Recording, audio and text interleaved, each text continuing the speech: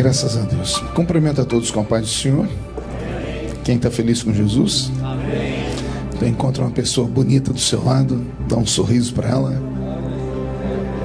Ano novo, vida nova, cara nova. Uma alegria estar de volta aqui na nossa igreja, num culto tão abençoado. Revendo amigos, revendo aqui o pastor Divonci. Como sempre, muito elegante, né? Parece manequim de vitrine, Dere.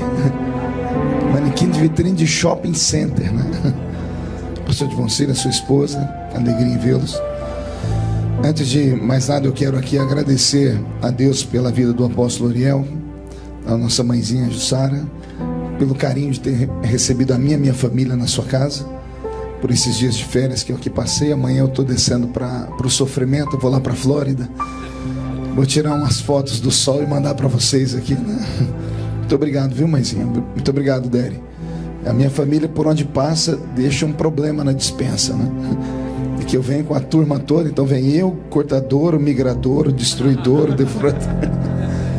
Deus abençoe vocês de coração, muito obrigado.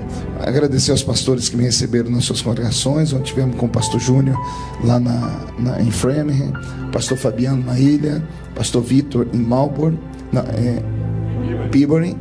O pastor de Melbourne é o pastor Moab e também o Warble, não sai, com o pastor Val. Deus abençoe todos vocês de todo o coração. Parabenizar aqui ao pastor Marquinhos, que é o pai mais fresco de Boston, né? Deus te abençoe, meu Marquinhos. Sucesso, que a criança seja uma bênção sempre. Abra sua Bíblia comigo no Evangelho segundo escreveu São João, capítulo 4. Um texto pelo qual sou muito apaixonado. João, capítulo de número 4, versículo de número 13.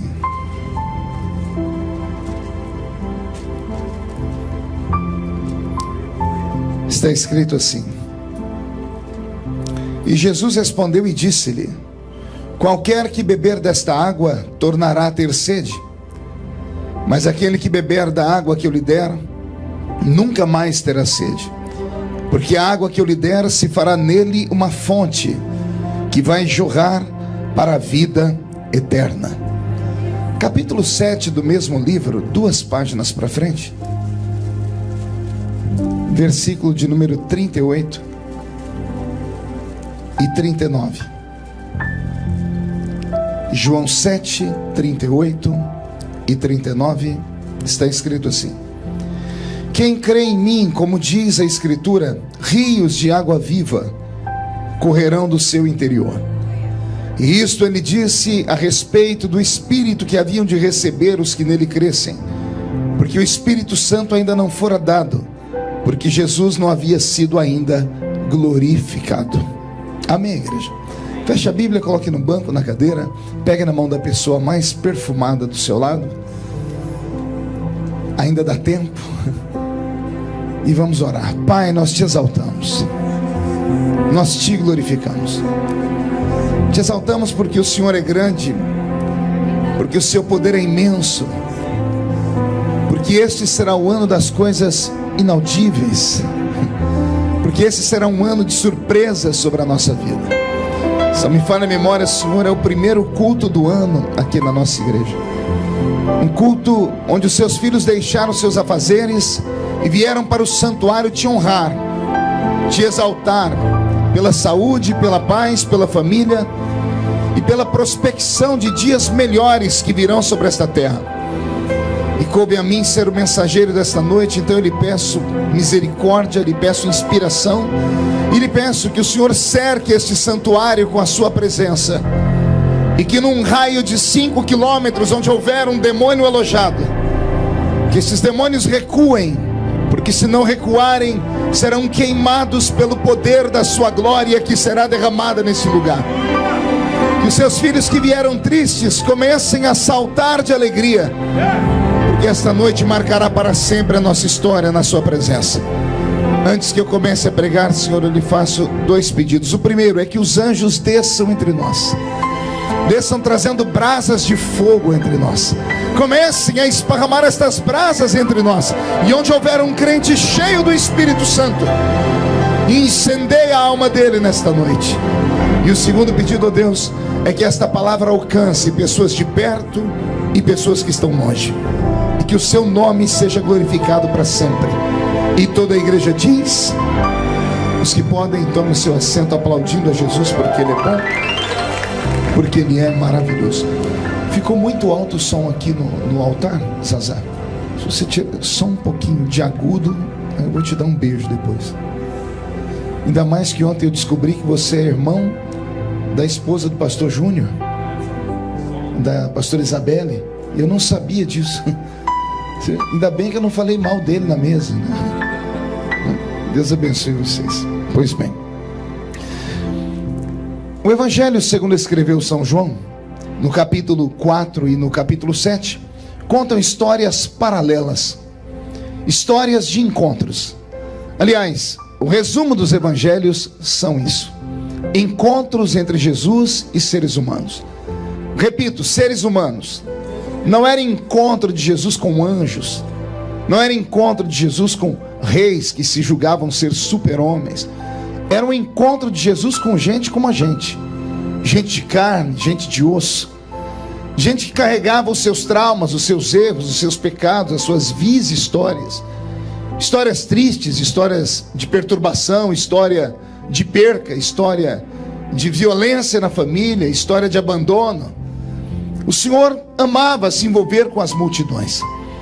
E os evangelhos são para nós histórias dos encontros de Jesus com esses seres humanos, e são a vida deles e esses encontros que vão dar para nós o norte de como deve ser a vida cristã.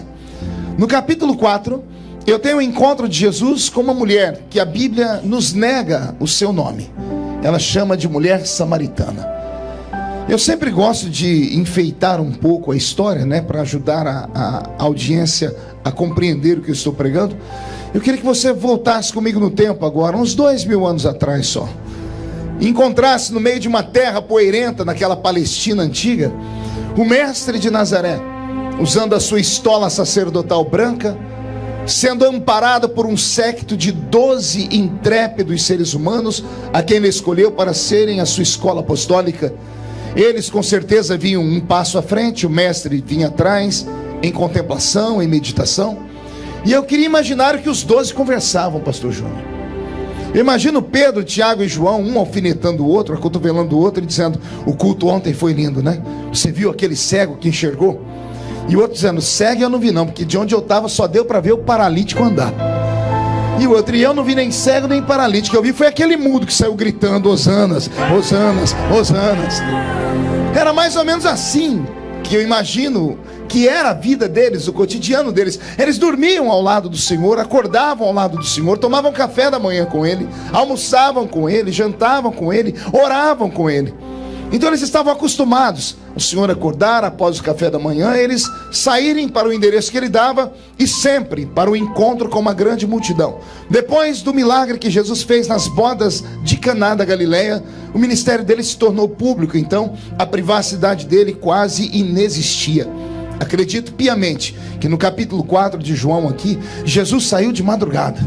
Estava indo para um outro lugar junto com seus discípulos, bem de manhãzinha, para que as pessoas que estavam dormindo pelas ruas, esperando ele sair, não vissem. Ele queria naquele dia dar um ensinamento, não a grandes multidões, mas aos seus filhos que caminhavam com ele.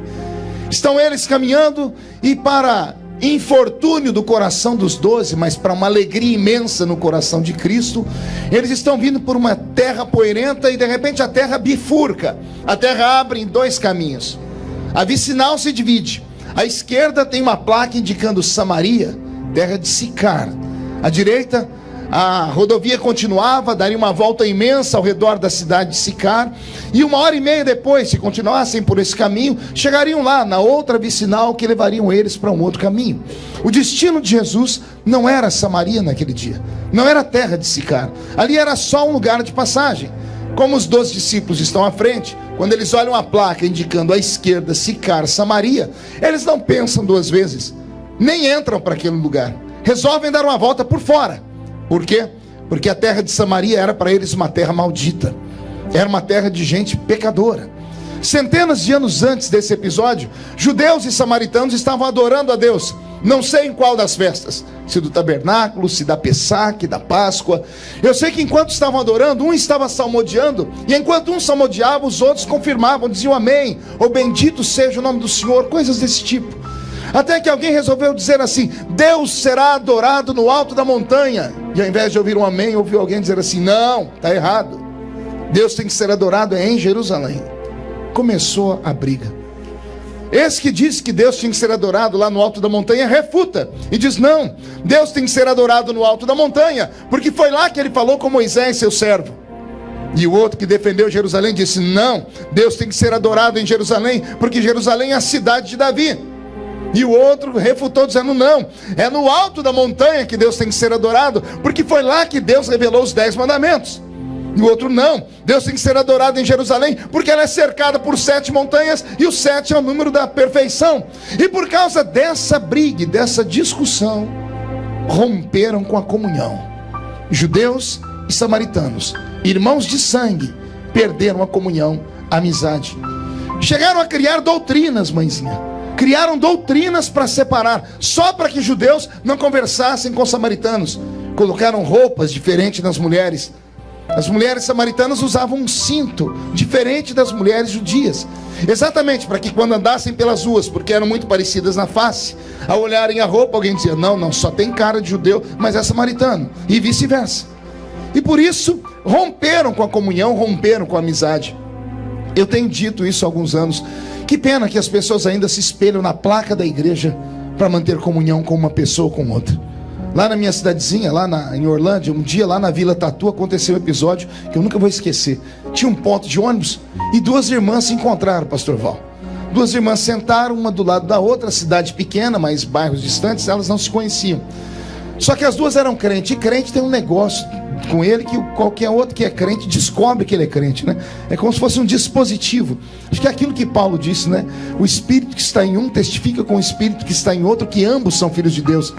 Sentaram as 2 no banco, não se cumprimentaram, mas de repente eu acho que uma soltou uma linguagem, um evangeliquez, né? Evangélico tem suas palavrinhas de honra. De vez em quando ele solta misericórdia, um sangue de Jesus tem poder, ele acaba se entregando. São coisas nossas. Numa dessas, um olhou para ela e disse assim: vejo que tu és crente. E ela: graças a Deus, como você sabe que eu sou crente? Seu jeito de falar. E olha, eu tenho até o dom de revelação, sei até de que igreja a senhora é. Como você sabe de que igreja eu sou? Pelo tamanho da sua saia. Pela sua saia curta e esse brinco na orelha, não tenho dúvida, a senhora é daquela igreja ali, não é? A outra fechou a cara e disse assim: eu acho que eu também estou com o dom de revelação. Porque eu também sei de que igreja é a sua. Sabe como? Pelo tamanho da sua saia, pelo tamanho do seu cabelo e pelo tamanho da sua língua. A senhora só pode ser daquela outra igreja ali em cima. Na hora de cumprimentar, uma disse: a paz do Senhor, e a outra disse: paz de Deus. Acabou a comunhão. Uma ficou para cá e a outra para lá. Precisava de tudo isso. Ah, se eu pudesse voltar naquele tempo, lá no dia da briga dos judeus dos samaritanos, eu interromperia aquela briga, pegaria na mão dos 2 e diria assim para eles: não importa se você adora a Deus lá em cima ou se você adora a Deus aqui embaixo, o que importa é que ambos adoramos o Senhor, e que todos o adorem em espírito e em verdade. Necessário é que ele seja adorado. Mas por causa dessa ruptura teológica, os 12 discípulos que estão com Jesus indo à frente, quando vem a placa à esquerda Samaria, ignoram e passam direto. Eles vão dar uma volta de 1h30 para encontrar a vicinal lá do outro lado. Em contrapartida, se entrassem na cidade de Sicar, cortariam pelo meio, encontrariam um atalho, chegariam em 1 hora, economizariam em mais de 1 hora o caminho e chegariam no mesmo lugar. Se fosse nós brasileiros, a gente ignoraria tudo e entraria pelo meio do caminho, né? Mas judeu é judeu. Eles estão dando a volta por trás. Se dessem só a volta por trás, tudo bem, mas eu imagino eles começando a murmurar, e um dizendo para o outro: aí a esquerda é a terra dos malditos, ó. E o outro dizendo: aí mora só pecador. Já viu a roupa das mulheres que moram aí? Já viu os homens que moram aí? Adoradores de montanha. E dando gargalhada. Até que eles estão conversando muito bem. Eu imagino quando eles resolvem perguntar a opinião de Jesus. O que o senhor acha, Jesus? Quando olha para trás, cadê Jesus? Perderam Jesus de vista. Jesus ainda não tinha falado do arrebatamento, eles tinham achado que ele tinha ido embora. Eles olharam para trás e falaram: não pode ser. E eles: não, só tem que ser, não tem outro caminho. Será que ele entrou lá naquele caminho? Tiveram que correr para ver. E quando chegaram na bifurcação, está Jesus entrando dentro da terra maldita. Está Jesus entrando dentro da terra de Samaria. E eles têm que resolver rápido. Tem duas opções: ou eles saem correndo aqui e dão a volta, e 1h30 depois chegam lá na frente e esperam Jesus, ou correm o risco de perder Jesus no meio do caminho, ou eles vão ter que engolir o orgulho deles, ou eles vão ter que deixar de lado alguns dogmas, vão ter que quebrar alguns protocolos para seguir Jesus. Porque andar com Jesus implica nisso. Implica em você deixar de ser comum, implica em você deixar de ser normal, implica em você entrar por situações que pessoas normais não gostariam de entrar. Mas seguir Jesus é uma grande aventura. Tem alguém seguindo Jesus hoje aqui? Então vem comigo, entra comigo em Samaria. Eu imagino as cenas: 12 homens andando, botando o pé na terra maldita e parando, um encostando no ombro do outro e batendo a mão no pé para tirar a poeira. Jesus havia ensinado isso: em terra maldita, tira a poeira do pé. Eles vão fazendo isso e lá na frente está Jesus. Só dá para ver a silhueta dele de costa. Você consegue tentar acelerar a sua câmera e enxergar Jesus de frente? Eu imagino Jesus com um sorriso, querendo dar uma gargalhada, porque ele não era só homem, ele também era Deus. Como homem, ele só sabia o que os homens sabem, mas como Deus, ele sabia onde aquela história ia dar. Ele sabia que aqui atrás eles estavam irados, enraivecidos, mas que já já ele iria aplanar o coração deles, porque um mistério seria revelado logo ali à frente. Eles aceleram os passos, se aproximam do mestre. Quando vão tentar passar na frente dele, encontram outra placa, e esta placa está escrita: Poço de Jacó. Quando eles olham a placa Poço de Jacó, um desarranjo em todos os 12, uma curiosidade em todos os 12. Então eles olham para trás para ver se Jesus vai seguir caminho ou se ele vai seguir a placa. E graças a Deus, Jesus seguiu a placa. Quando eles viram Jesus entrar para o Poço de Jacó, foram correndo. E agora que eles estão na frente do poço, eu imagino 12 homens ao redor daquele buraco no chão, olhando, observando, sentindo o cheiro da terra molhada, ouvindo barulho de águas vivas lá embaixo. E os olhos deles estão lacrimejando. Pergunte por quê. Só se todo mundo perguntar. Porque os 12, sendo judeus, cresceram ouvindo falar da história desse poço. Cresceram ouvindo falar da história do milagre de Jacó no deserto. Cresceram ouvindo falar que o patriarca Jacó cravou o joelho na areia e implorou misericórdia a Deus para não morrer ele, suas esposas, seus filhos, seus animais e os seus empregados, no encontro que ele vai ter com seu irmão Esaú. Mas era deserto, acabou a água. E o Deus de Jacó disse a ele: cave nessa areia, porque quem anda comigo não morre de sede. E Jacó cravou na areia e nasceu um poço de água viva que existe até os dias de hoje. Eles agora estão vendo. Anote aí e deixe essas palavras fluírem na sua alma. Os 12 agora estão vendo aquilo que a vida inteira eles só ouviram falar. Estão vendo aquilo que eles só ouviram falar. É isso que eu começo a aprender nesse texto. Quem tem coragem de ir com Jesus em todos os lugares que ele manda, corre o risco de ver aquilo que outros só ouvem falar. Quem tem coragem de andar com Jesus, de seguir a ele, de quebrar regras, quebrar etiquetas, de ir onde ninguém foi, de fazer coisas que para os normais é loucura, como as nossas extravagâncias, como as nossas coreografias, como o nosso louvor, como a nossa fé. Quem tem coragem de fazer essas coisas acabam vendo aquilo que os outros não veem, coisas que as pessoas só ouvem falar. Você corre o risco de ver aqui nesta noite, dentro desse santuário, porque você está seguindo Jesus. Posso ouvir mais um glória a Deus por essa palavra? Os 12 estão ali, olhando aquele poço, sentindo o cheiro da água, estão emocionados, estão cutucando um o braço do outro, dizendo assim: minha mãe, quando eu era criança, me falou dessa história. E o outro: meu pai também. Eu ouvi o nosso rabino contar na sinagoga.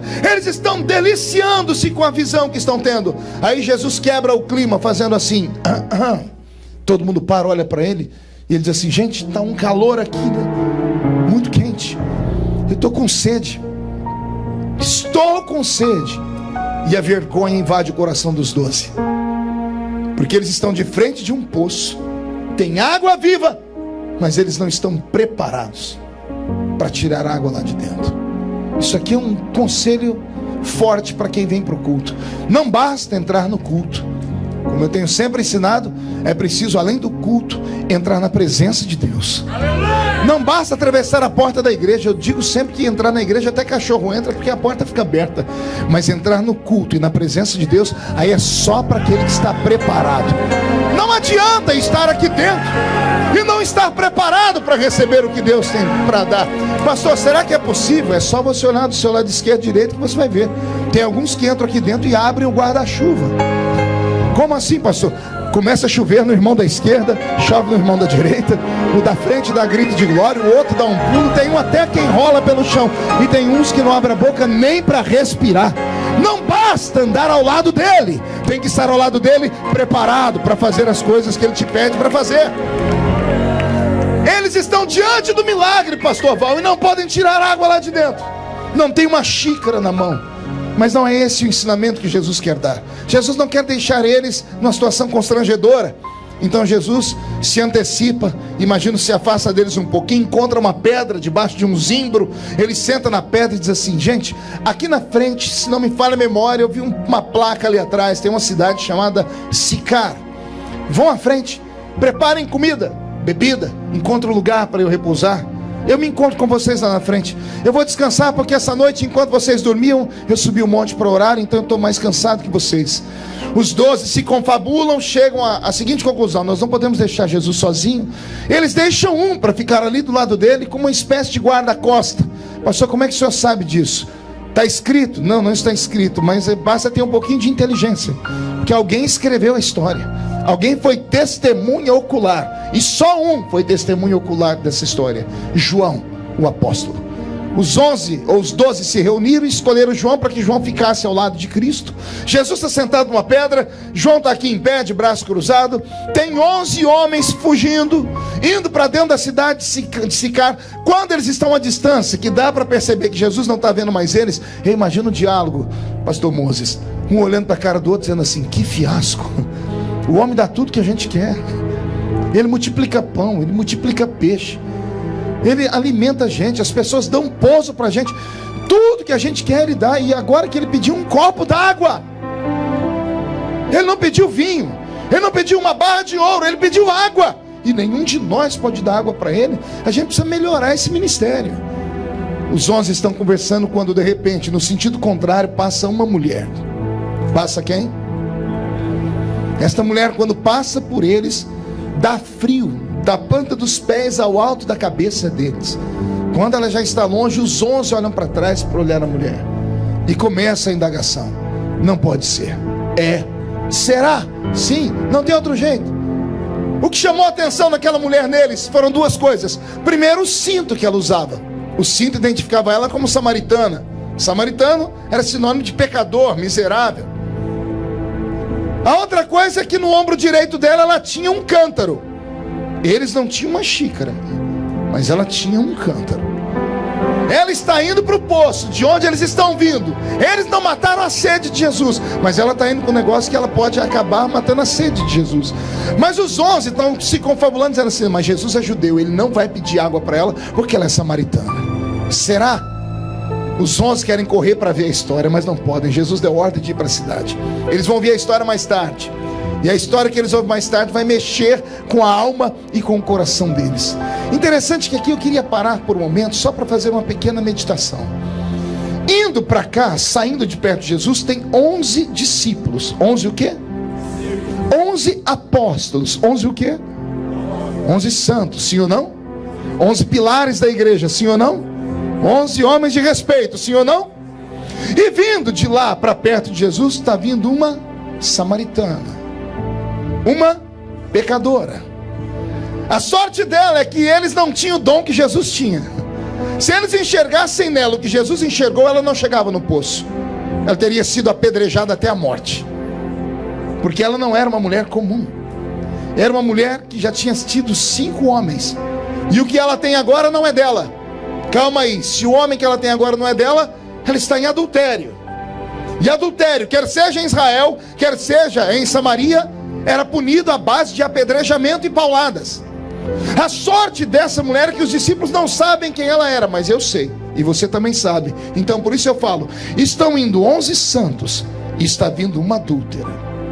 Está indo 11 pilares da igreja, e está vindo uma mulher amaldiçoada. Estão indo 11 santos poderosos, que não puderam matar a sede de Jesus. E está vindo uma desgraçada, miserável pecadora, que pode matar a sede de Jesus. Pelo menos uns 3 entenderam. Aqui nesse texto eu encontrei a resposta, pastor Divonci, porque muitas vezes pregando no Brasil, em cruzadas, em culto ao ar livre, me lembro que uma vez eu estava pregando ali no litoral do Paraná, esqueci o nome da cidade grande, pastor José Alves é o pastor presidente, Paranaguá, pregando ali numa grande cruzada. Quando eu fiz o apelo, a primeira alma que aceitou Jesus na rua foi uma prostituta. Ela estava seminua, que dava vergonha.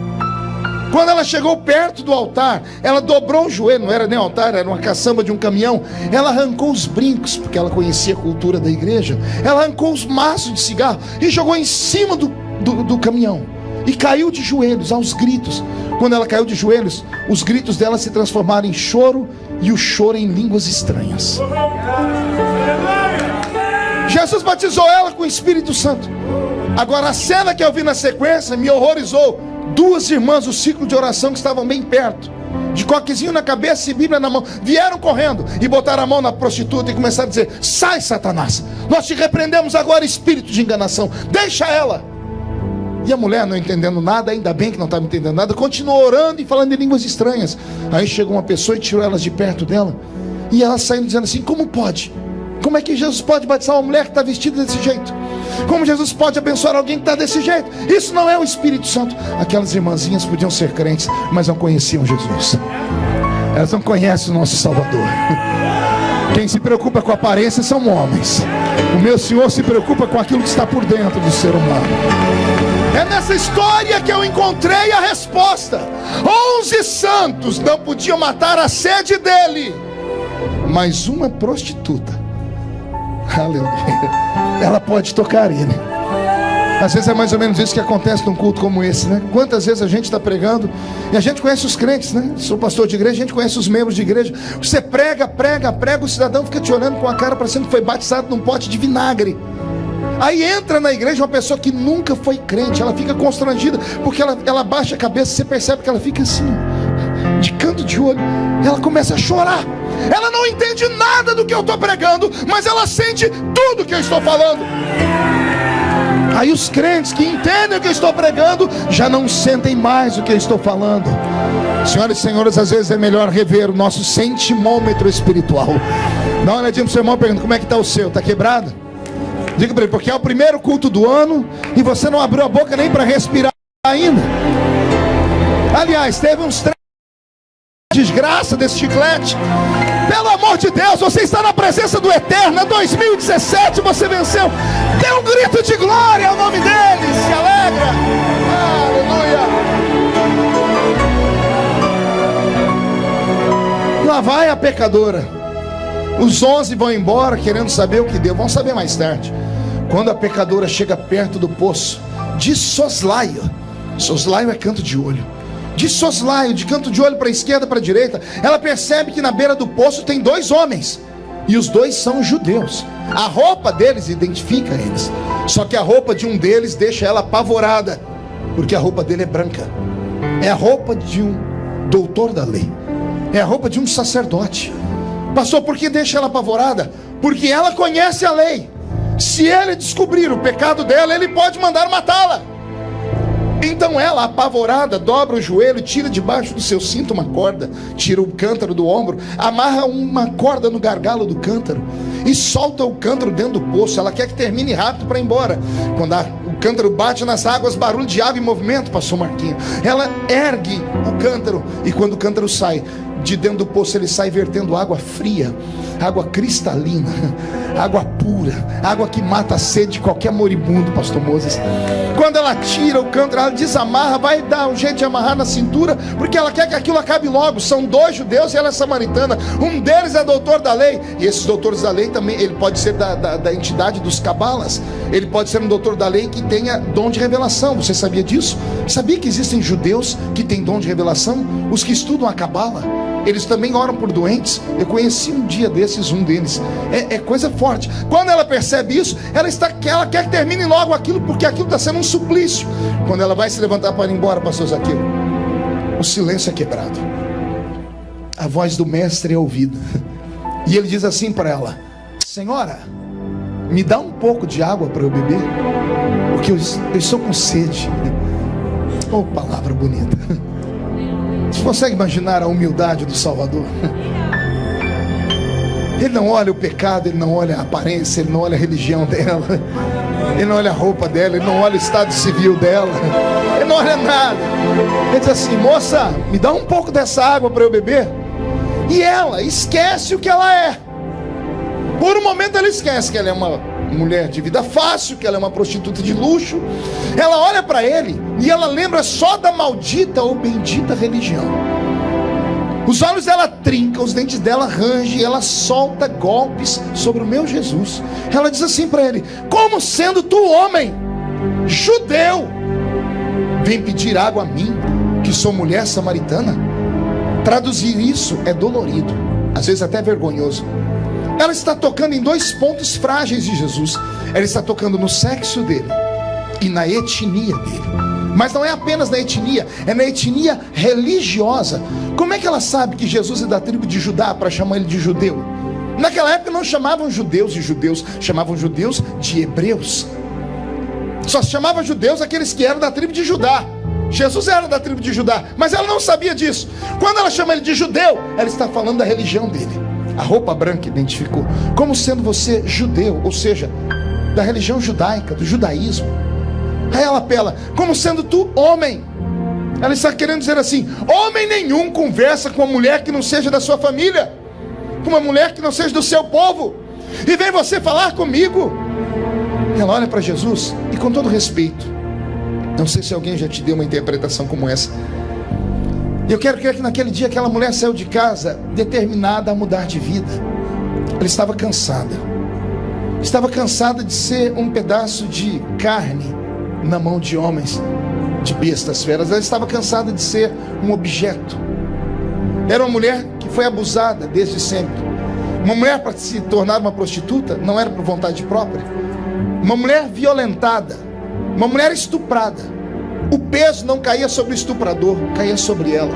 O estuprador até era punido de certa forma, mas a mulher, como foi estuprada, perdeu a sua pureza, era arrancada do seio da família, ia morar na zona do Baixo Meretrício. Foi por isso que Davi surtou quando Tamar, sua filha, foi estuprada, porque é a única filha mulher e ela tem que ser arrancada de dentro do palácio.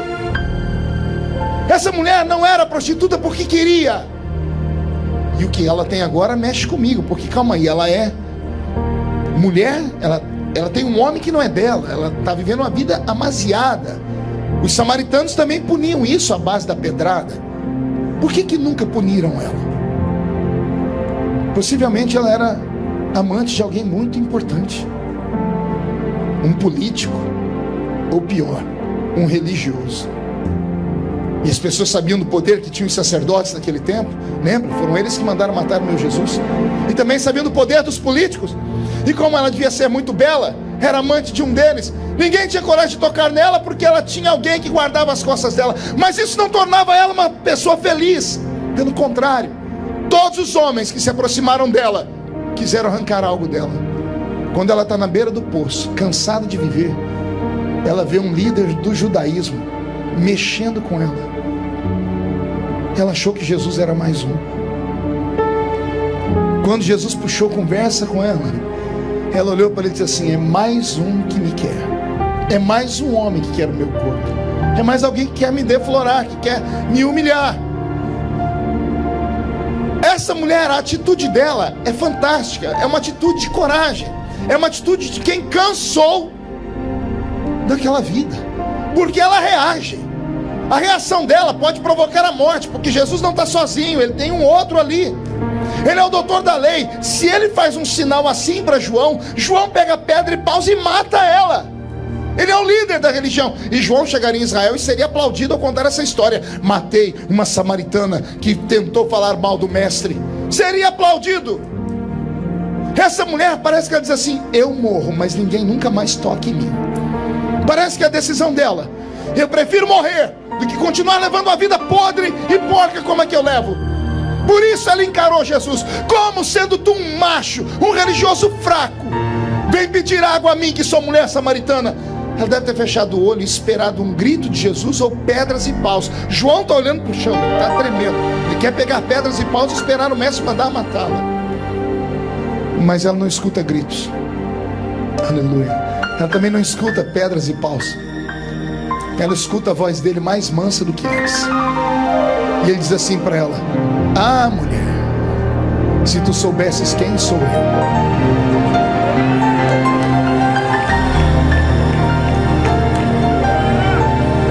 eu me emociono só de falar.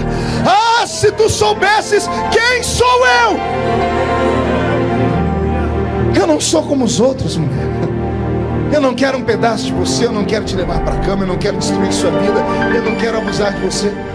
Ah, se tu soubesses quem sou eu te daria uma água, porque você me pediria ela. E a água que eu te dou só se bebe uma vez, porque ela mata a sede para sempre. Para sempre. Alguém já bebeu dessa água aqui? Então exalte ao nome dele.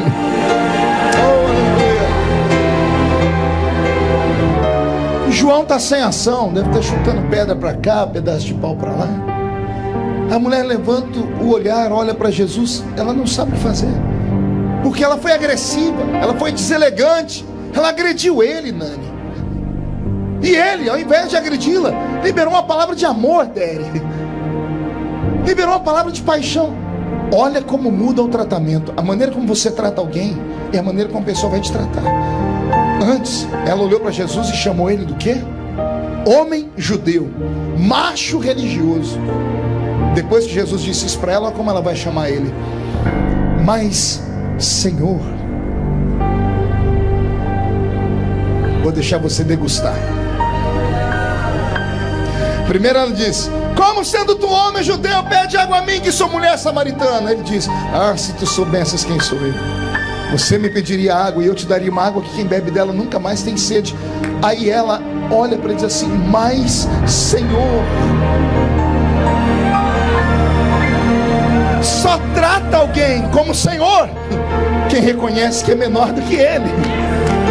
Ela se julgava melhor do que ele, porque ele, para ela, era só mais um desses que aproveitam da vida das pessoas. Mas quando ele se revelou, ela se inclinou e disse: mas Senhor. O poço é fundo e tu não tens como tirar a água daqui. Era tudo que Jesus queria ouvir. Uma oportunidade de diálogo. Jesus levanta daquela pedra dele e vai lá perto do poço. A mulher está agachada aí. João está olhando para ver no que vai dar.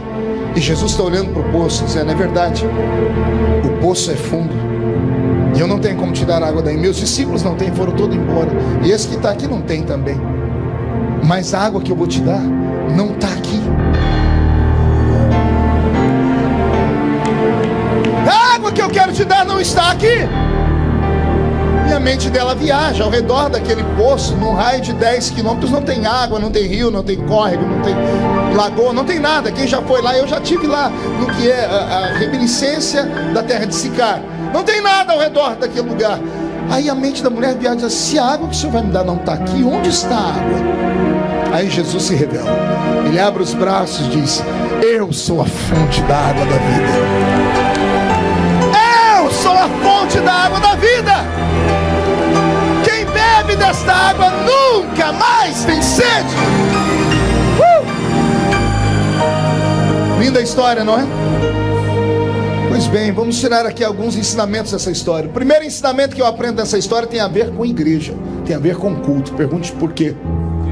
Ah, se a gente soubesse o que significa essa horinha aqui na presença de Deus. Se os crentes soubessem o que acontece quando eles saem de casa, no meio da neve ou do calor, sobem essa escadaria e entram e sentam aqui nesses bancos. Às vezes não é preciso fazer mais nada, basta sentar nesses bancos. O catolicismo romano, que se distanciou de Deus há muito tempo, tem mais conhecimento disso do que nós. Senta nas igrejas católicas durante o dia, as pessoas estão lá sentadas, quietinhas, em silêncio, em contemplação. Primeira vez que eu fui na ilha de Martha's Vineyard, eu fui lá no tabernáculo de Wesley. Eu pedi para os irmãos, me deixa eu sentar aqui só um pouquinho. Eu sentei ali, estava um frio danado, que é o ar livre, né? Sentei e fiquei uns 5 minutinhos orando. Eu não queria que mais acabasse, porque eu fiquei imaginando o que era aquele lugar. Eu imaginei um homem de 1,5 metro de altura, que fez a rainha da Inglaterra se curvar, pregando naquele ambiente, um ambiente sagrado. Ah, se nós soubéssemos o que é esse lugar. Esse lugar não é mais Everett. Era Everett antes do culto começar. O culto começou, nós saímos da terra, entramos nas regiões celestiais. É por isso que o louvor nos arrepia, a música nos toca. É por isso que você está enxugando as lágrimas. Não é a minha voz, não é porque eu conto história bonitinha, não é nada disso. É porque Ele está aqui. Ele está aqui nesse lugar. Ele está aqui. E qualquer encontro com Ele pode mudar a vida de qualquer pessoa para sempre. O dia que eu fui lá no Poço de Jacó, eu corri até onde é as ruínas de Sicar. Deu 25 minutos a pé. Aí eu fiz o caminho inverso, 25 minutos a pé também. Então, olha o que 1 hora na presença de Deus pode fazer na sua vida. Aquela mulher saiu de casa de manhãzinha, andando pelas ruas, todo mundo dizia Shalom, Shalom. Quando ela virava as costas, todo mundo dizia, lá vai a Kenga, lá vai a destruidora de lá vai a... Já enterrou 5 e está com um aí, agora está acabando com outro casamento, que é assim que o povo é. Na cara não fala, mas passou, o povo murmura. Todo mundo fala, lá vai ela. E ela sai daqui. Quando ela chega no poço, são 25 minutos a pé. Eu calculei o tempo de pegar água, pastor de Voncini, e a conversa dela com Jesus. Não cheguei a mais do que 15 minutos, porque ela estava apavorada para ir embora. 25 com 15 dá 40. Jesus conversa com ela. Ela não voltou para a cidade com um cântaro. Ela largou aquele cântaro e saiu correndo. Ela gastou menos tempo para chegar. Ela chegou na cidade em uns 20 minutos. Ela entrou na cidade aos berros. Entrou gritando. Só que ela entrou gritando uma coisa tão bonita que vai mexer com você. Porque 25 para vir, com 15 dá 40, com 20 para voltar dá 60, é 1 hora. 1 hora atrás ela era prostituta. 1 hora depois é a maior missionária do Novo Testamento. 1 hora depois ela entra na cidade gritando, encontrei o Messias, encontrei o profeta, ele está lá no Poço de Jacó. E essa mulher faz algo que eu nunca vi acontecer. Gente, a cidade inteira, é a Bíblia que diz, a cidade inteira, os comerciantes, a prefeitura fechou, todas as pessoas que estavam trabalhando na lavoura pararam, a notícia esparramou, a cidade inteira desceu até o poço para ver Jesus. E Jesus pregou para a cidade inteira e ganhou a cidade inteira. Quando a cidade está voltando, eles encontram a mulher chorando num canto. E aí começa a dizer, agora cremos. Não porque te ouvimos, cremos porque nós vimos que ainda há profeta em Israel de verdade. É por isso que eu digo que você não sabe o que esta hora aqui pode significar na sua vida. Para você pode ser mais um culto, para Deus pode ser o culto. Pode ser o dia em que Deus esteja marcando você, queimando você, batizando você com o Espírito Santo, derramando para você o dom da palavra, o dom do conhecimento, derramando sobre você o dom de discernir espíritos, trazendo o avivamento que você tanto espera. Por isso eu não admito que você fique só assistindo o culto. Participe do culto, reage por esse culto, se empolgue por esse culto, chame a atenção de Deus nesse culto.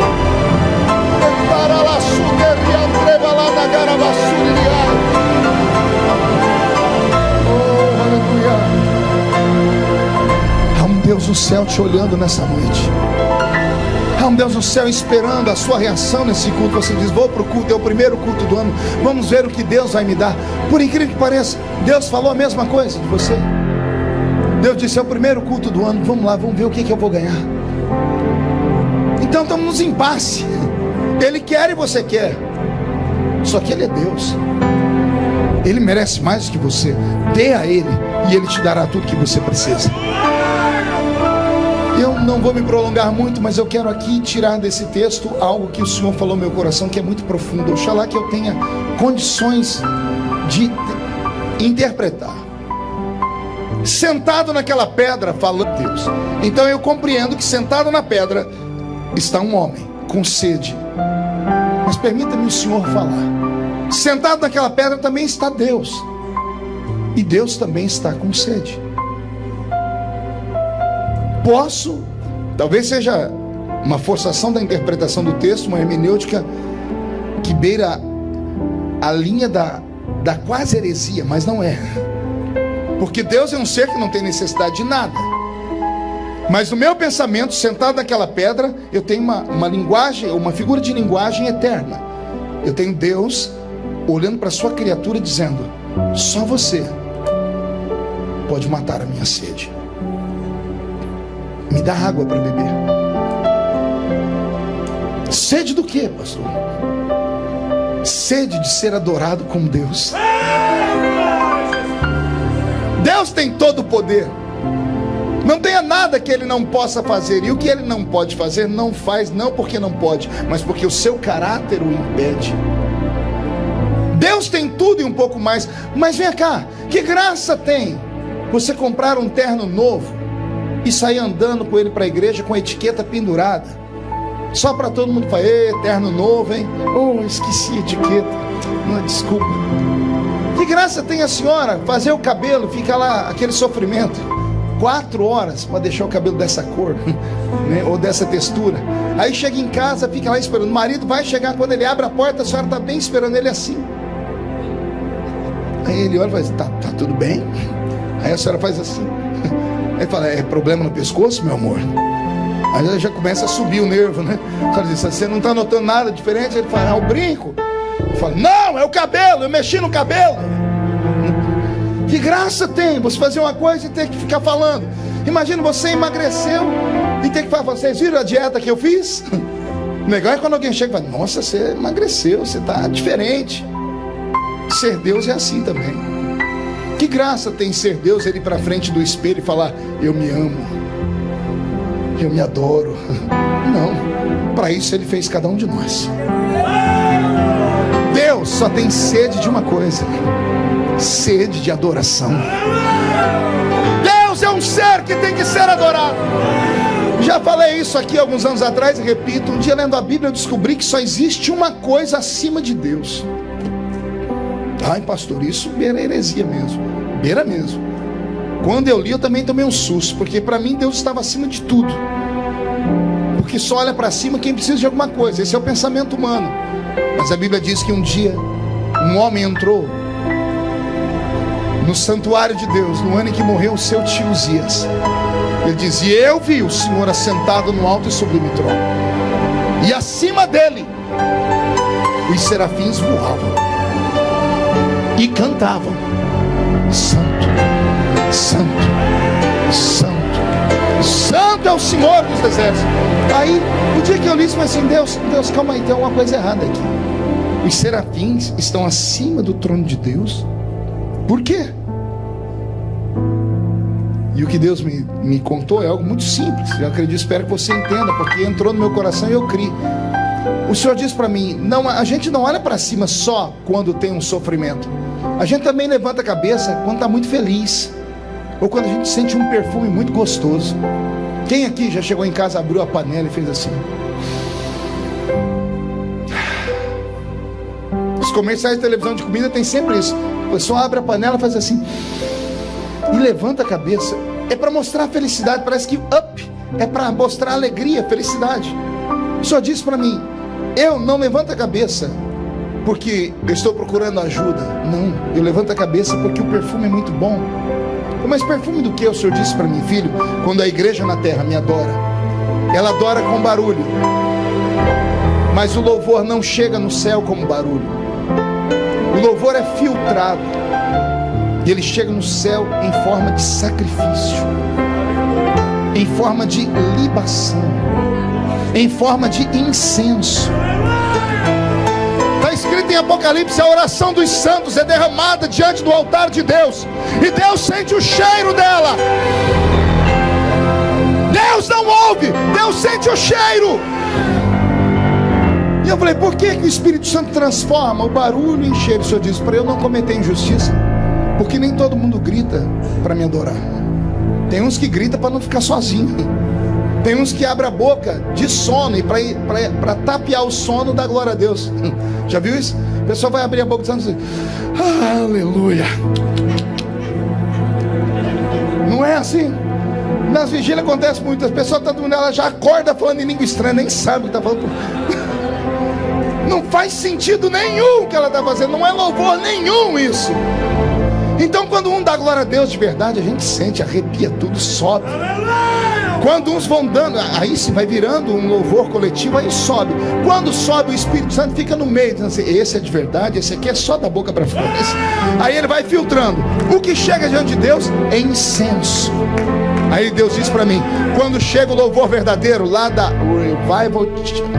Revival Church for the Nation, quando sobe, eu faço assim. Quando o cheiro é bom, eu olho para cima. Ao olhar para cima, os serafins dizem: santo, santo, santo, santo, santo, santo é o Senhor dos exércitos, e toda a Everett está ficando cheia da sua glória. Eu te desafio nesta noite ser o ponto de partida, o início de um ano de muita adoração, de um ano de muito louvor, um ano onde você possa atravessar aquela porta, entrar aqui e pedir menos e dar mais, porque Ele sabe do que você precisa e Ele vai suprir a sua necessidade. Queria desafiar você a dar um ano de tanta glória e de tanta aleluia, que o próprio diabo vai se mudar da rua da sua casa, porque não vai te aguentar mais. Duas coisas: ou ele não vai aguentar mais, ou ele vai acabar dando glória a Deus junto com você também. Eu te desafio a fazer deste ano o melhor ano da sua vida, dizendo assim: só o Senhor é Deus, e dará a Ele toda a honra, toda a glória, todo o louvor, porque Ele merece tudo isso e um pouco mais. Você pode dar um glória a Deus por isso? Me lembrei agora de que eu estava em Israel numa grande cruzada uma vez, e terminamos a cruzada, foi um sucesso. No dia seguinte eu fui lá para o Monte das Lamentações, para o Muro das Lamentações, orar.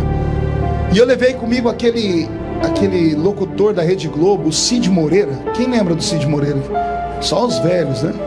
Mr. M. O pastor João Cid disse que lembra, mas não é velho não. É ousado. Estava lá, eu e o Cid Moreira. Falei: Cid, vamos, informa. Para chegar lá foi uma tortura, porque o Cid anda desse jeito assim. Eu já tenho quase 230 anos.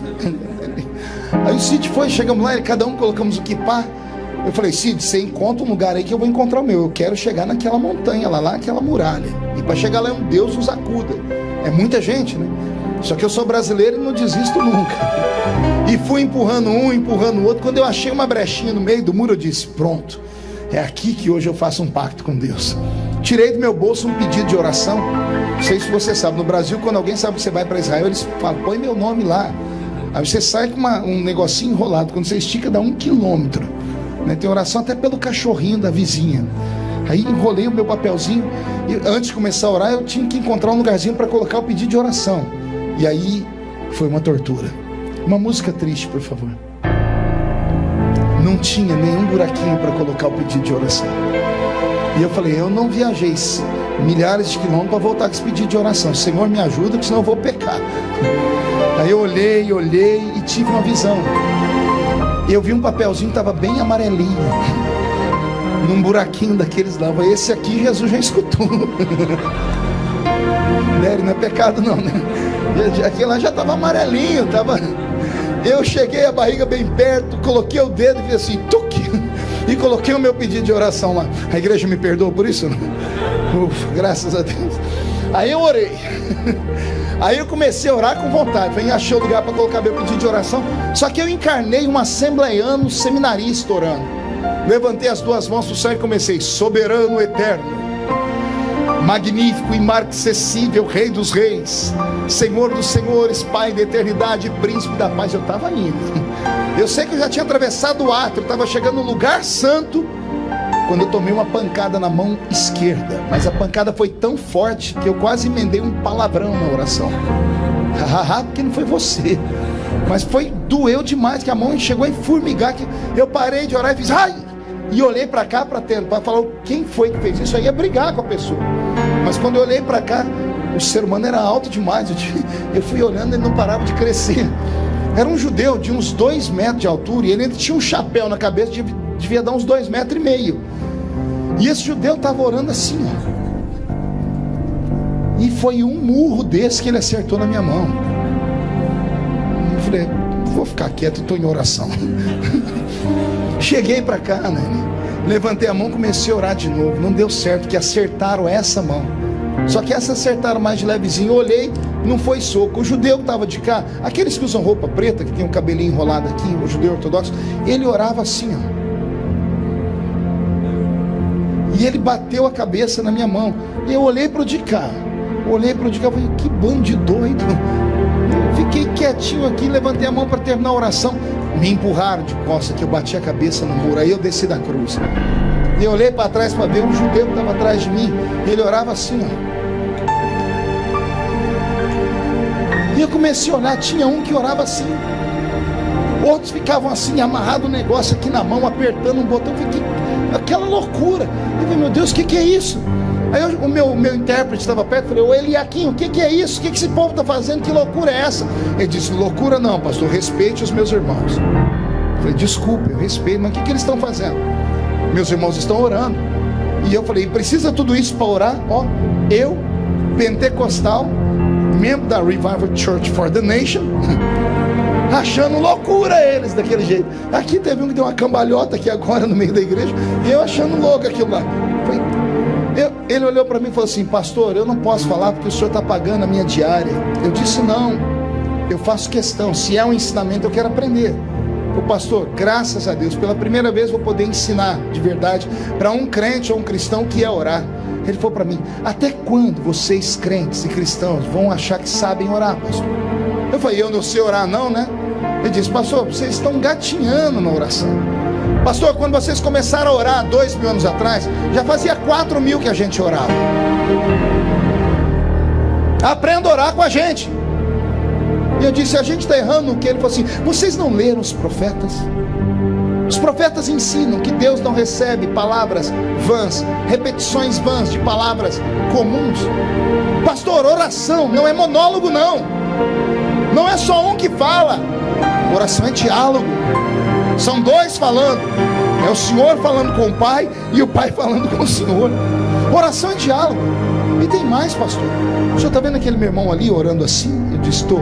Sabe o que ele está fazendo? Eu disse o quê? Ele está orando e está falando, eu oro, mas o meu braço também está orando. Aquele outro eu oro, mas o meu quadril também está orando. As minhas pernas estão orando. O meu corpo todo ora. Ele está dizendo, cada célula do seu corpo tem que orar aquele que fez os céus e a terra. Eu nunca tinha ouvido nada parecido com isso, pastor Júnior, nunca nada. Eu saí dali assim, embriagado, né? Quando eu estava já umas 50 metros longe daquilo, o Cid Moreira do meu lado, a ficha caiu, que eu sou difícil entender. Quando eu entendi, eu dei um berro, que eu quase matei o Cid Moreira do coração. O Cid olhou para mim e disse assim, que isso, pastor? Falei, Cid, eu entendi. Ele falou, o quê? Eu entendi porque eu, quando garoto, lá na Vila Tatu, no salãozinho da Rua 1, quando o culto estava gostoso, quando eu dava por mim, eu estava em pé sozinho, chacoalhando as mãos e chorando. Aí quando eu voltava, eu olhava, estava todo mundo sentando me olhando, e eu ficava com vergonha de sentar. Quantas vezes em congresso no Brasil, uma vez, eu estava em São Paulo, no Parque do Anhambi, pastor Gesiel Gomes, seu pai Moisés pregando. Seu pai fez uma coisa naquela noite que eu acho que eu nunca mais vi ninguém fazer. Ele subiu na tribuna, antes dele cantou uma cantora, e o Brasil estava mudando o rumo do louvor, né? Não era mais que louvor de Assembleia de Deus, o povo estava começando a bater palma e dançar. E o seu pai, quando pegou o microfone, estava daquele jeito, o povo, todo mundo virado. Ele nem saudou o povo com a paz do Senhor, ele deixou o microfone, a Bíblia, foi, ajoelhou numa cadeira. E ninguém entendeu nada. Aí o povo foi quietando. Ele catou uma cadeira, saiu andando no púlpito sem falar nada. Ele pegou e jogou a cadeira no meio do povo. Um irmão levantou e catou a cadeira. Foi um susto. Ele disse: é desse jeito que você tem que estar, porque senão a glória de Deus vai te matar. Coisas de Gesiel Gomes. Aquilo virou do avesso. Eu era menina, eu nunca tinha visto uma coisa dessa. Meu Deus, eu pulei tanto, eu gritei tanto, que pisaram no meu pé, eu pisei no pé dos outros. Quando eu vi, eu estava no chão, caído, uns 30 caíram em cima de mim. Mas a gente não programou aquilo. Não era uma coisa que a gente dizia: olha, eu vou, fica, espera aí que eu estou indo agora. Não, era um impulso, era um ímpeto. Eu descobri que eu não grito no púlpito porque quero. Eu não aumento a minha voz porque a minha verborragia exige, ou porque a minha retórica é perfeita. Não. Existe um momento em que vem o conhecimento do homem. Existe outro que o Espírito do Senhor se apossa. É o momento em que o Espírito Santo se apossa. Quando eu vejo crentes reagirem como você reagiu agora, erguer a mão, dar um pulo para cima, dar um grito, é o momento em que eu estou falando. É o momento em que a glória de Deus toma conta do seu corpo. É o Espírito Santo que diz para você: salte, pule, movimente, levante o braço, pule, plante bananeira, agarre o diabo pelo chifre, exalte, louve, exalte aquele que fez os céus e a terra. Mate a sede de Deus nessa noite, e você terá o ano mais abençoado da sua história. E encerro aqui dizendo que no capítulo 7 de João, 8 dias depois, os discípulos se confabularam, e a notícia que chegou até Jesus não foi legal. Jesus perguntou: por que está todo mundo triste? Ninguém está conversando comigo direito. Pedro, tinha que ser Pedro, né? Deve ter falado: Senhor, está todo mundo triste com o Senhor. Mas triste comigo por quê, Pedro? Ué, porque semana passada o Senhor encontrou aquela zinha lá. Que zinha, Pedro? Aquela samaritanazinha lá. E o que tem? E João falou para nós que o Senhor deu um presente para ela, uma tal de fonte que jorra para a vida eterna. E daí? E daí que para nós que estamos com o Senhor há 3 anos, o Senhor nunca deu nenhuma gota dessa água. Para ela, o Senhor deu uma fonte, e para nós o Senhor não deu nada. Eu imagino Jesus olhando para ele, dizendo: você acha que eu sou injusto, Pedro? Chama todo mundo lá. Aí reúne os 12 aqui, todo mundo olhando para baixo, chutando pedra, uns olhando para Pedro e falando assim: ó, cagueta. E Jesus dizendo assim para ele: vocês estão tristes porque eu dei para aquela mulher uma fonte? Vocês acham que eu não dei nada para vocês? Como é que os demônios respeitam vocês? Como é que vocês colocam as mãos e as enfermidades vão embora? Pedro, como é que você saltou no meio das águas e não teve medo de morrer?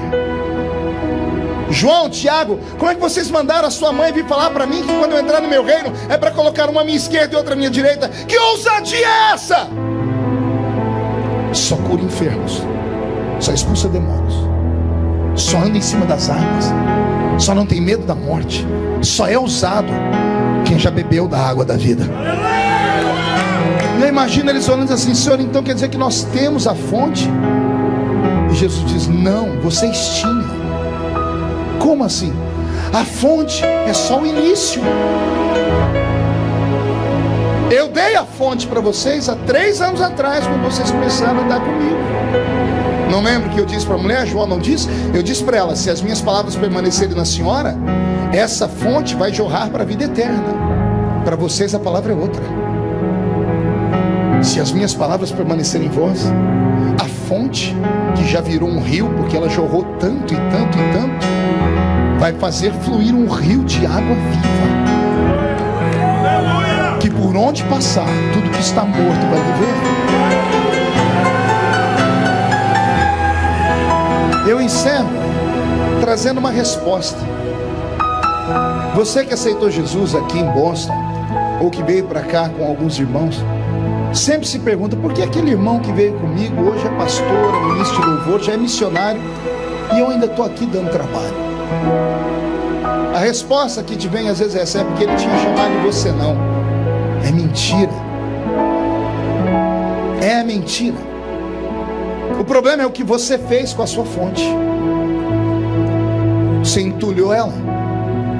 Se você entulhou sua fonte, ela nunca vai jorrar, nunca vai ser nada.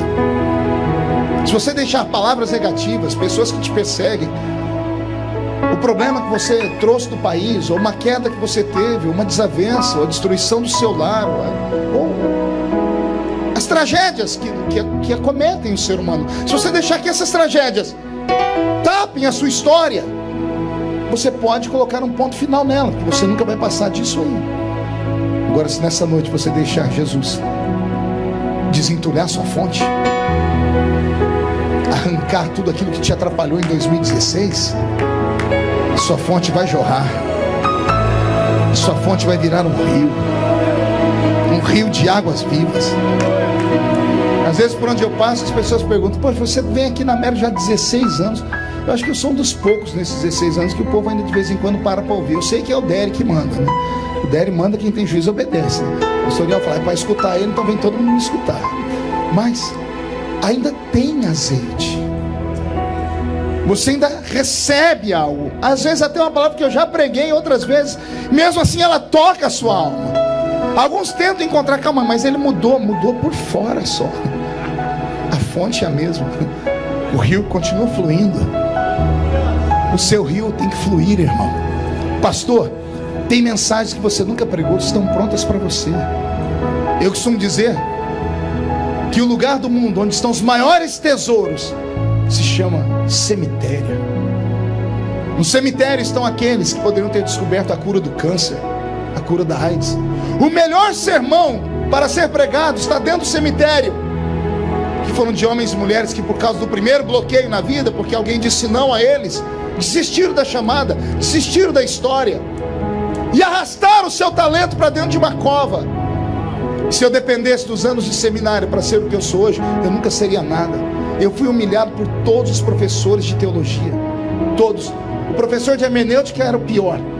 Uma vez ele pediu para que nós traduzíssemos um texto, pastor Divoncir, e nós tínhamos que construir um sermão em 5 minutos.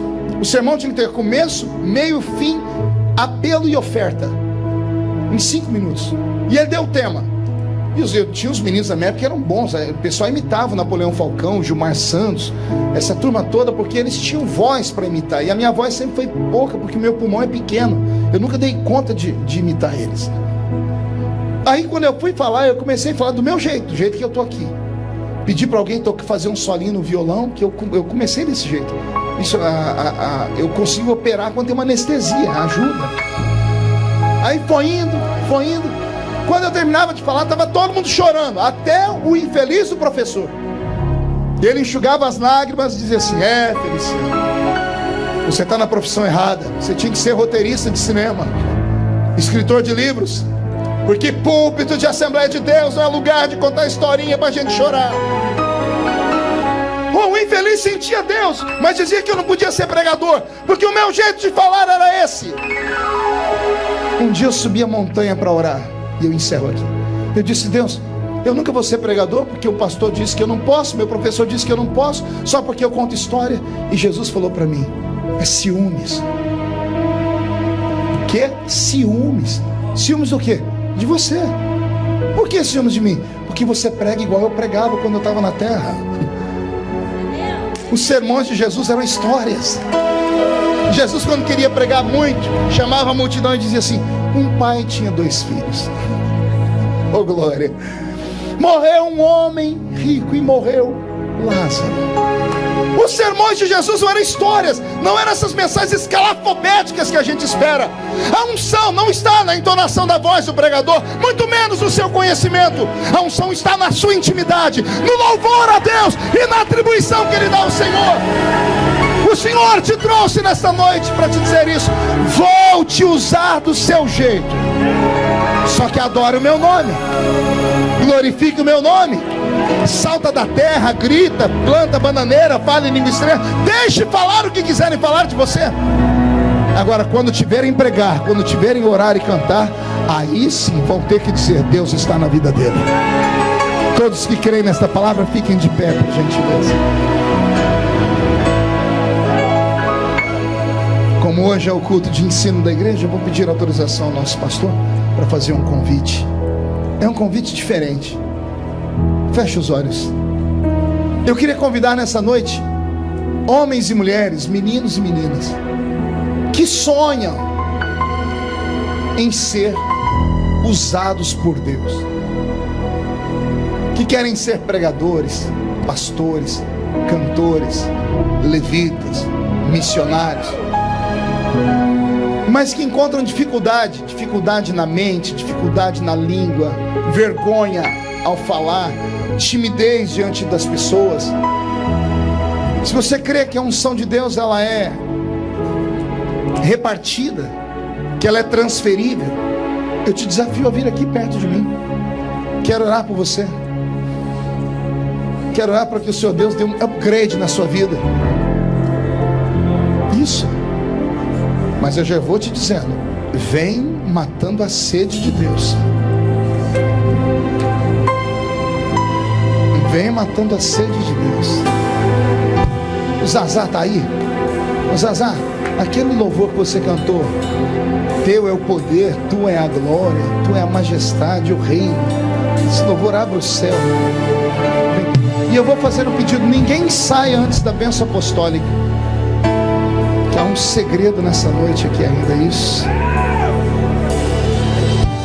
Pegue na mão de quem está do seu lado. Olhe para mim. Conselhos.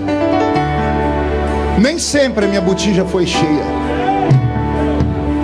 Eu sempre me inspirei em outros. Eu sempre ouvi pregadores. Quantas vezes agarrei os VHS do Daddy, coloquei lá para ouvir as pregações dele, aí eu pregava de trás para frente, ninguém sabia. Ele pregava de frente para trás, eu pregava de trás para frente.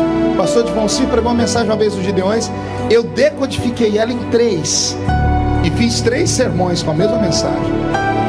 E aí quando eu prego é perigoso, ele está pregando, alguém fala: você está imitando o Feliciano. E é o Feliciano imitando ele. O pastor Ronaldo Fonseca é deputado comigo em Brasília. Esse dia ele chegou lá no parlamento bravo comigo. Ô Feliciano, pelo amor de Deus, não prega mais aquela mensagem do azeite da viúva não. Eu falei: por quê? Você aprendeu essa mensagem aonde? Eu disse: eu tinha 14 anos quando você pregou ela. Pois é, a mensagem é minha. Você prega ela. Eu fui pregar esses dias, irmão, falei: o senhor está imitando o pastor Marcos Feliciano. Porque Jesus me fez mais conhecido do que ele. Não é vergonha nenhuma copiar. Só que peça para Deus te dar uma inspiração sua, para Ele te dar um toque diferente seu, para que tenha a sua marca. Seja cheio do Espírito Santo sempre. Pregar não é fácil, porque você tem o atributo de ter que despedir o povo melhor do que eles entraram e fazer eles terem vontade de no culto próximo estarem aqui do que ficar em casa. Por isso o Senhor Deus quer te dar. Pai, eu oro nesta hora. Eu oro porque oraram por mim. Eu nunca imaginei que um dia eu estaria orando por pessoas. Deus da minha infância, Deus dos primeiros passos, derrama nesta noite da mesma unção de sabedoria, da unção de fluência das palavras, da fome e da vontade de conhecer a tua palavra.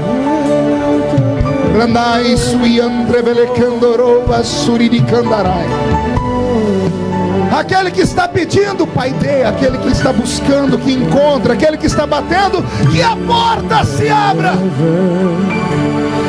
E na medida em que esses homens e mulheres estiverem sendo ungidos com esta unção, que cada um deles possa matar a sua sede nesta noite, Senhor. Que eles possam matar a sua sede nesta noite, Senhor. Recebe o nosso louvor nesta noite, Senhor.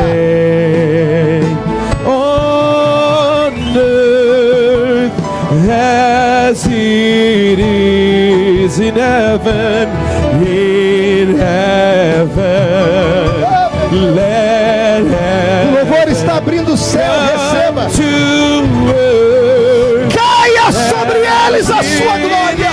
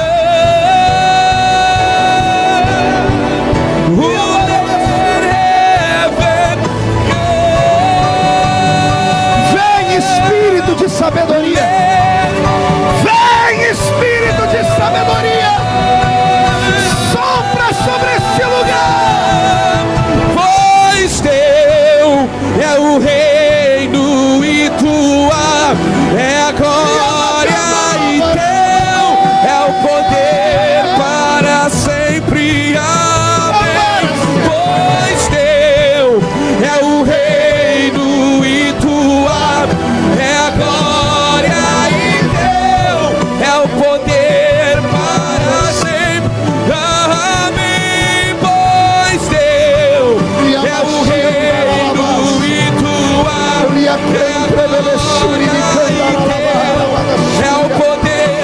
Desentulhe as fontes, meu Pai. Desentulhe as fontes, arranca o medo, arranca a timidez, arranca, Senhor, a trava das línguas. Tira o problema com o idioma, quebra o arco, corta a lança. E deixa Libera, o céu descer. E deixa o céu descer.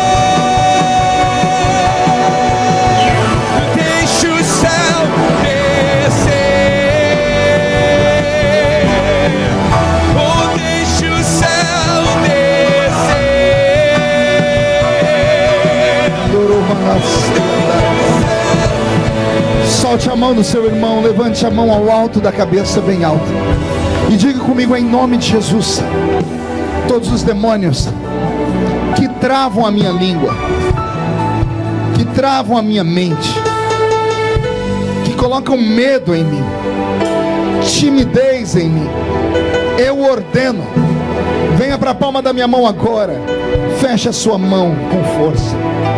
Vou contar até 3, você joga no chão, pise em cima, acaba com esse medo, acaba com esse problema. Abraça 3 pessoas e diga para elas assim: você vai marcar a sua geração. 1, você nunca mais será o mesmo. 1,5, sua família sentirá orgulho de você. 2, a sua igreja vai receber o seu talento dando glórias a Deus. 2,5, quem viver verá para ver onde Deus vai te colocar. 3, jogue no chão, pise em cima, abrace 3 guerreiros, abrace 3 guerreiras.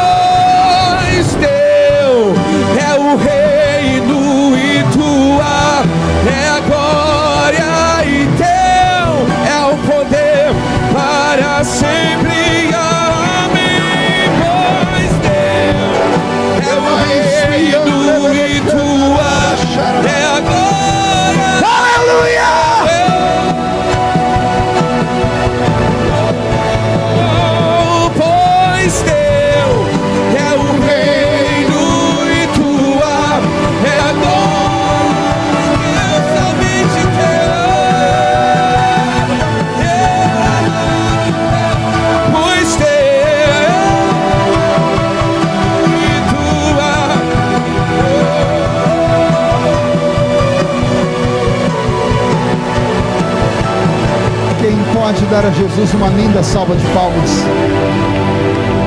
Quem pode aplaudir?